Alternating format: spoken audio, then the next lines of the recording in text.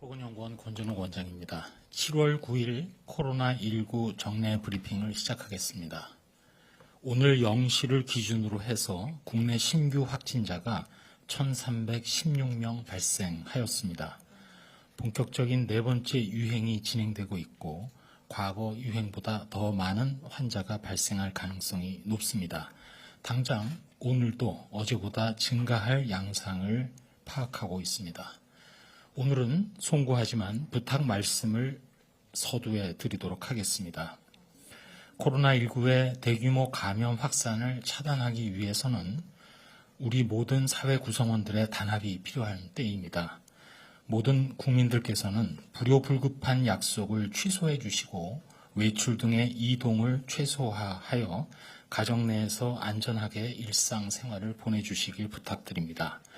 또한 조금이라도 의심 증상이 있으시면 즉시 진단검사를 받아주시기 바랍니다.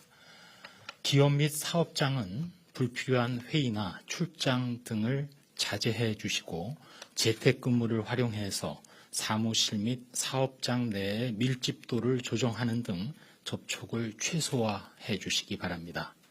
운영이 되는 다중이용 시설에서는 에어컨 등 냉방시설 가동 시 충분한 환기에 신경 써주시고 출입 명부 기재 등 방역관리를 철저히 해주시며 특별히 종사자에 대한 진단검사도 적극적으로 실시해 주시기 바랍니다. 의료기관 그리고 약국 등에서는 혹시 의심 증상이 있는 환자가 방문할 경우 환자로 하여금 선별진료소를 방문해서 코로나19 진단검사를 받도록 해주시기 바랍니다. 아울러 우리 모두가 나와 내 가족의 안전을 지키기 위해서 마스크 착용, 손 씻기 등 개인위생 수칙을 비롯한 기본 방역 수칙을 항상 지켜주시고 이번 주말부터 각종 모임, 종교 행사 및 여행 등 외출을 자제하시고 집에서 안전하게 머물러 주실 것도 부탁을 드립니다. 지금 당장은 다른 무엇보다도 위기 극복이 최우선입니다. 그동안 위기가 닥칠 때마다 국민 여러분들께서 솔선하여 거리 두기를 강화하면서 고비고비를 넘겨왔습니다. 다시 한번 보여주셨던 참여와 연대 그리고 인내와 동참을 부탁드리면서 저희 방역당국도 무한 책임을 가지고 최선을 다하겠습니다. 이어서 세부 사항으로 먼저 예방접종 관련된 내용을 말씀드리겠습니다. 먼저 55세에서 59세까지에 대한 예방접종 사전 예약이 7월 12일 월요일 0시부터 7월 17일 토요일 18시까지 6일간 실시가 됩니다. 사전 예약은 누리집을 통한 본인 및 대리 예약과 전화 예약을 통해서 가능하며 예약하신 분들에 대한 접종은 오는 7월 26일 월요일부터 전국의 13,000개 위탁 의료기관을 통해서 모더나 백신으로 실시가 됩니다. 50대 연령층에 대한 예방접종 규모 일정은 향후 백신 수급 상황에 따라 변동이 가능하고 확정되는 대로 그때그때 안내해 드리겠습니다. 또한 60에서 74세 고령층 대상군 중에서 지난 5월 6일부터 6월 3일까지 사전 예약 기간 내에 예약을 했지만 건강상의 이유 그리고 예약 연기 변경 방법 미숙지 등의 이유로 예약이 취소되었거나 연기되어서 미접종자로 처리된 분들은 역시 사전 예약을 다시금 7월 12일 0시부터 7월 17일 18시까지 실시합니다. 마찬가지로 사전 예약은 누리집을 통한 본인, 대리 예약과 전화 예약을 통해서 가능합니다. 이번 접종도 마찬가지로 7월 26일부터 전국의 위탁 의료기관에서 실시가 됩니다. 다음으로 치료와 관련해서 코로나19 치료제인 베클루리주, 렘데시비르의 경우 현재까지 128개 병원에 8,833명 환자에게 투약되었습니다. 코로나19 항체 치료제인 레키로나주는 현재까지 82개 병원 5,852명의 환자에게 투약되었습니다. 다음으로 수도권 및 군 입영 장정에 대한 코로나19 항체 검사에 대해서 조사 결과를 말씀드리겠습니다. 코로나19 바이러스에 대한 항체 보유 여부, 즉 과거 감염력을 확인하는 검사 및 조사를 실시하여 수도권 주민 중에는 지난 6월 1일부터 6월 25일까지 수도권에 소재한 의료기관에 내원한 환자들 중에서 검체가 확보된 4,001명에 대한 검사를 실시한 결과 이 중 34명에서 항체 양성을 확인하였고 육군훈련소 입영장정 중에 지난 5월 17일부터 5월 31일까지의 입소자 중에 검체가 확보된 3,239명 중에서는 8명의 항체 양성자를 확인하였습니다. 이번 조사에서의 항체 양성률은 백신으로 인한 항체 형성이 아니라 자연 감염으로 형성된 항체를 분리하여 양성률을 확인하였습니다. 그 결과 수도권 주민의 지난 6월 중 항체 양성률은 0.85%로 지난 2월의 조사 결과인 0.52%보다 크게 증가한 것으로 나타났고 특별히 연령대에 있어서는 젊은 연령층을 중심으로 증가폭이 컸습니다. 군 입영 장정의 경우에는 0.25%로 이전 조사 결과와 비교해서 큰 차이는 없었습니다. 이러한 항체 조사 결과를 전문가들에게 자문을 구한 결과 수도권에서의 항체 양성률이 증가한 것은 그간 수도권 지역 내의 환자 증가 상황을 반영한 것으로 판단해 주셨습니다.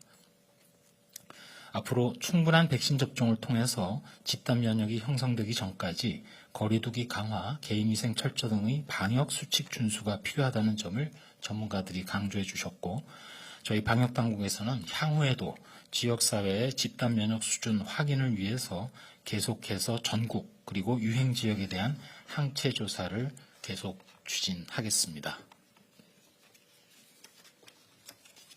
네. 그럼 지금부터 기자님들 질문에 답변 드리는 시간 갖겠습니다. 출입기자단에서 보내준 사전 질문, 또 외신 기자단 질문을 먼저 드리겠습니다. 순서대로 백신 접종 질문이 있어서 먼저 드립니다.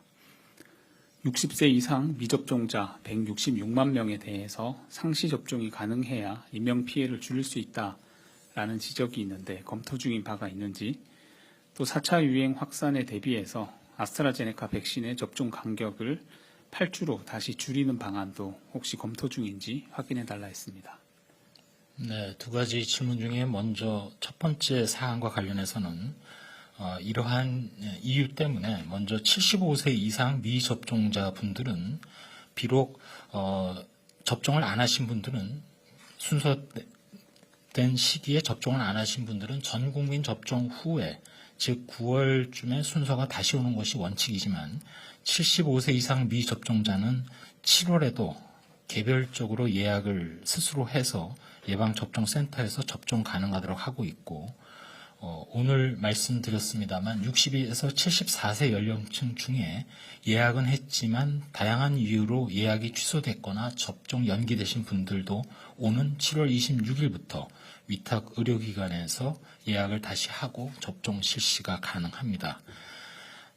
기타 다른 분들에 대해서도 접종 시기를 더 당길지 여부에 대해서는 좀 더 검토가 필요한 사항이라는 점을 말씀드리고 아스트라제네카의 접종 간격 단축에 대해서 질문을 주셨는데 이 부분과 관련해서는 비록 허가 범위는 4 내지 12주지만 예방접종 전문위원회에서 항체가를 최고로 높은 수준으로 유지하기 위한 접종 간격이 8 내지 12주 그걸 토대로 해서 현재 예약이 11주를 기준으로 유지되고 있다는 말씀으로 답변을 가름하겠습니다. 네, 두 번째 질문 드리겠습니다. 최근 2030 세대가 수도권 유행을 견인하고 있어 7월부터 이들에게도 백신 접종을 시작해야 한다라는 지적이 있습니다. 백신 접종 계획을 일부 수정해서 활동량이 높은 20대나 30대에게도 7월 중 접종하는 방안도 혹시 고려하고 있는지 질문 주셨습니다. 네, 이 부분은 두 가지로 나누어서 말씀드리겠습니다. 우선 예방접종 자체로 보면 코로나19의 예방접종의 목표는 우선 피해 최소화 그리고 사회의 필수 기능 유지 이에 따른 전파 확산 차단 세 가지 목적과 목표를 가지고 진행해 왔다고 여러 번 말씀드린 바 있습니다.